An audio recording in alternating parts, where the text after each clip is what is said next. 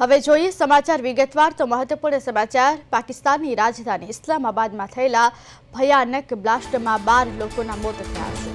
આ ઘટનાને લઈ પાકિસ્તાની નેતાઓના અલગ અલગ નિવેદનો સામે આવ્યા છે। એક તરફ પાકિસ્તાનના પ્રધાનમંત્રીએ આરોપ મૂક્યો છે કે આ હુમલા પાછળ ભારતનો હાથ છે, જ્યારે બીજી તરફ રક્ષા મંત્રીએ આ હુમલાને અફઘાનિસ્તાન સાથે જોડ્યો છે। બંને નિવેદનોમાં સ્પષ્ટ વિરોધાભાસ દેખાઈ રહ્યો છે।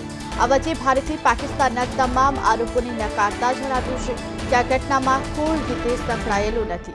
ત્યારે પાકિસ્તાની રાજધાની ઇસ્લામાબાદમાં પણ આ ભયાનક બ્લાસ્ટમાં 12 લોકોના મોત થયા છે, જ્યારે પાકિસ્તાને ભારત પર આરોપ મૂક્યો છે। પાકિસ્તાનના પ્રધાનમંત્રીએ ભારત પર આરોપ મૂક્યો અને ભારતે પાકિસ્તાનના તમામ આરોપોને નકારી કાઢ્યા છે। પાકિસ્તાની રક્ષા મંત્રીએ હુમલાને અફઘાનિસ્તાન સાથે જોડ્યો છે।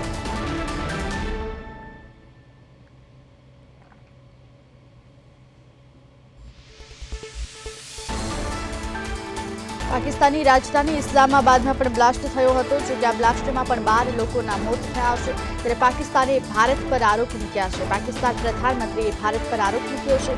ભારતે તમામ આરોપોની નકારી કાઢ્યા